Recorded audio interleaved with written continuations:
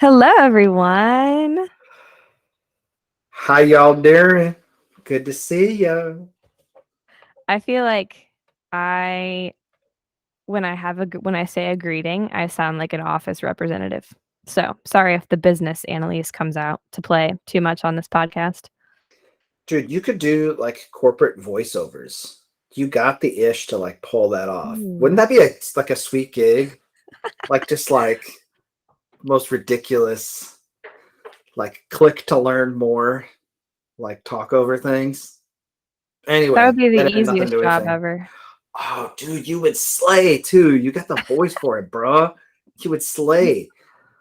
Anyway, I did a just little think bit of about that at my prior job. It was a weird time.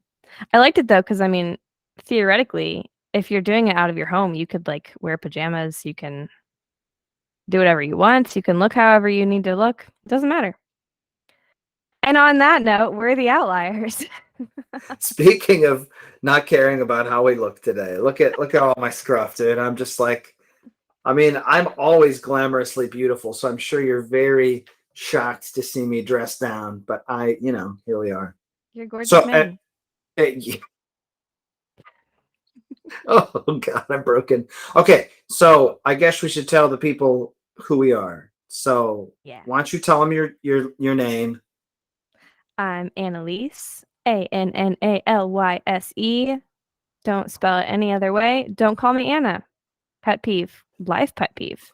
Don't like Anna. No. Annalyse. Any other no shortenings? I mean, there's some exclusive family shortenings that shall not be named, but Annalyse is the way to go. Nick, sorry, I'm pre-introducing him. He's allowed to call me Lise. And perhaps if you're a really good podcast listener, I will allow you to also call me that. But dude, it's just like a bad habit, dude. Everybody's name gets shortened to whatever random thing my small pea brain can think of. Just going all lizard brain on you. I love it. It's endearing. I meant for it to be deared and endeared. Okay, Endeared. so I'm Nick. You can call me Nick or Nikki or Nicholas. Annalise calls me Nikki. You know, they called me Pickle as a kid. Pickle. They also called me T-Bone. You're allowed to any of those. Nickel, Pickle. You just throw that in there, bro. Don't worry about it. So we are together. We are the Outliers. What the heck? Well, we're nerds. So we made up a nerdy name, okay? Don't hate. It's the Outliers. What does that mean? So outlier, the thing that we were talking about that we came up with the idea from is like a little point in a statistical study that's not like the others. And we feel a little bit outside the norm. Like we like popular music, but it's kind of weird. A little different. So hopefully you like that. And that's usually spelled Outlier. And this is Outlyre. Can you not spell? What's wrong with your spelling? Well, a lyre is a musical instrument. So we thought we'd be a little dot outside the normal with our little heavenly lyre instrument. So we're the Outliers. There you go. Bada bing.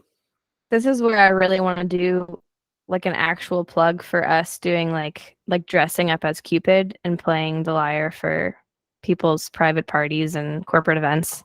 But we certainly don't do that, and we certainly don't play the lyre, which makes it all more ironic and meme-like, and that's all intentional. So that's a good thought, though. If this whole original music thing doesn't work out, we could totally keep the name and just play for corporate events in our skivvies with angel wings. we still don't know how backing tracks were just like dude, we would crush, dude. Crush. Oh gosh, that's simultaneously a great and terrible idea. I hope if that ever happens, that content accidentally gets leaked to the internet and we become internet famous for being little cupids. It's kind of cute. Why, dude? The problem is if Nathaniel sees this, he's gonna want us to make a music video with us in angel costumes. Anyway, I'm sorry. So sure. tell them about the stuff that you're supposed to tell them about. Yeah. So that's our name. We're the Outlyres. Nikki, Annalyse, Nick, Annalyse. Sorry, no short name. You haven't earned that right yet. It's only podcast 1. Thank you very much. So we make up a little duo. Nick is going to talk about the type of music we do in a second, but basically, we both have degrees in composition, which is kind of cool. And that means that we're both really passionate about writing music, being creative. We both play piano. We're both lyricists. We both write melodies. We both have the crazies going on where we hear things in our head all the time, musically related. And that's kind of what we do. So Nick is primarily in this partnership. What you will hear out of our music is the primary pianist. And then I am the primary vocalist, but we both like cross pollinate in those roles. So you'll hear Nick's voice, you'll hear my playing, and it's all kind of a beautiful mingling of creative nonsense that we're trying to make official and real. So that's a bit about our roles in this little musical partnership podcast situation.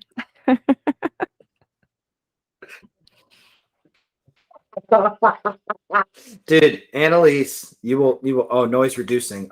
They just put the compressor on me because I laughed too hard. I'm so sorry, dude. Annalyse, man. Annalyse loves the trail off, man. She starts talking. She's like not sure how to land the plane, so she's gonna land it safely. So it's gonna do this on the runway.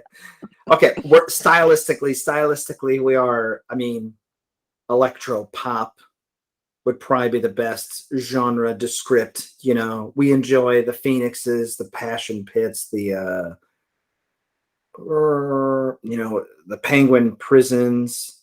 You know, even Madame Eilish and a couple of those things that you might not think of in electropop, but she's an electropopper. She's killing it. What else we got? We got Sigrid. We like some of the dancey prancy stuff, but we're not quite full dancey prancy like she is. We're like in the betweens. And then Annalise's majestic voice, your predominant lead vocalist there. You know, Ingrid, Nora Jones. She's got some delicious chocolatey voice going on over there. She can also do the corporate announcements for your corporation. So if you are looking to have a training video and you want to click to learn more, Annalyse has got y'all back. I mean, and I'm old, dude. Like, obviously there is an age discrepancy, or maybe you couldn't tell that I'm old, and then that's good. But I'm an old ass guy, so you know, I bring some of the old people music influences, some of the Steely Dan's, right? Some of the Tears for Fears. I mean, and I hope when we grow up, we're basically the Human League, right? Dream come true if we're the Human League of 2022 or whatever year it is. It is 2022. You are correct. Yes, very good. Very good. Or whatever year you're listening to this, we still probably want to be the Human League. If it's 2098, we're probably still rolling around under the earth thinking about the Human League, okay? Yeah, I really hope that we are that timeless, but we're certainly not going to be, and I'm not even going to try to dream of that beyond this current moment.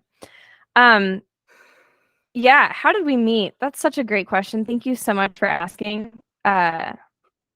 It's a funny story, actually. So most people go to college, right? Some people are employed by colleges. This is like a whole part of our culture, right?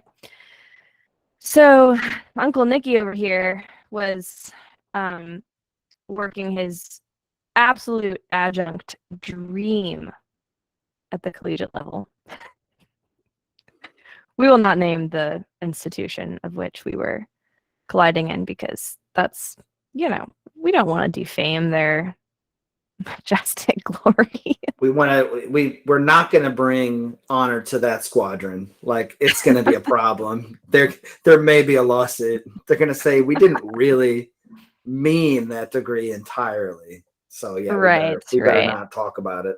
The last thing we need is people calling the registrar office to be like, did these people really go here?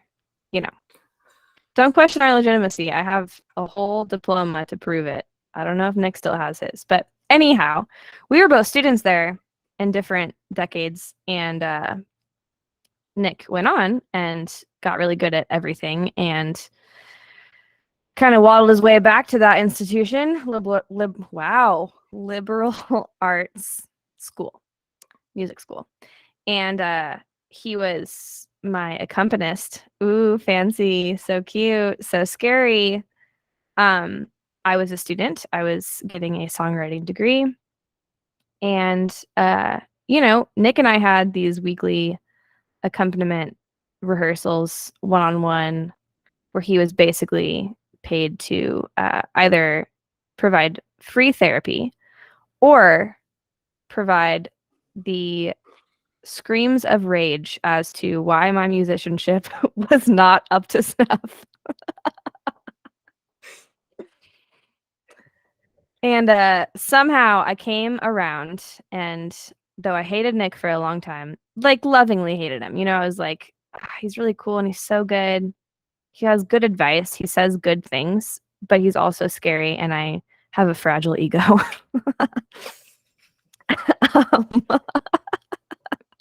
The truth comes out.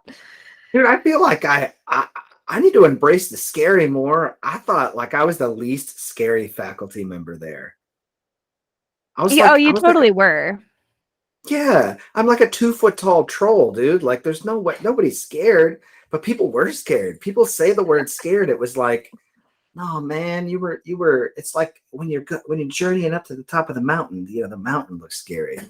I'm just a little like tour guide troll, just showing you the way to the top of the mountain. With the Sherpa, if you will. Pack mule. Yeah. So we met in that pseudo professor student scenario, and I learned a ton from Nick. I looked up to him. I left school and we kind of parted ways for a bit, and then some mutual beneficiary opportunities came about professionally. We were working for the same piano lesson situation, and we just kind of made our way back around pre-Pando. And was that pre-Pando? No, that was mid-Pando. I don't know. The timeline doesn't matter. Of the close era of Pando. It was Pando-ish. Pando-ish. Just because I feel like that's a marker of time in people's brains now. And yes, we met there, and then we kind of took it into our own hands. Nick kind of came out of that community, and we were both doing professional things and started making music, I guess, kind of out of just for like a fun thing. We were just like, we both really like writing music. At the time, we were both incredibly overwhelmed by full-time jobs we had, and we're just kind of looking for a songwriting partnership-ish, but like casual, not like intense, like casual. So it went from like ready for commitment yet. Oh no. This is like online dating vibes, but like we weren't dating. It's like the Bumble of songwriting. Christian Mingle. Christian Mingle. Dude, what's the discount Christian one? Never mind. Sorry. Christian Mingle's good. Let's leave that joke there. Oh yeah, of course. There's a freebie, dude. It's got to be a freebie. It's even more awkward than normal online dating. Yeah. It can get worse. Always. So yeah, I went from like once a month, trying to squeeze in 45 minutes of creativity to like, hey, we should do this more often. We were meeting in a dark this is like my favorite part of the story, and it sounds so creepy. A dark, like abandoned office space in weird evening hours because of our work schedules. It was supposed to be like a neutral space, and it ended up just being like, where's the exit if something happened? This is questionable. We were on the second floor of an office church building. It was just like, I figured like church, you know, and it was like my office that I was using for teaching lessons. I thought this would be great. It's part of a church. No, it wasn't. It was like the creep. Like as soon as she walked in the door, I was like, okay, you know, if she, now that we're basically in an abandoned warehouse making music, this is just whack. This is whack. But it worked out. I mean, she didn't run away. She should have. She's more talented than to deal with me.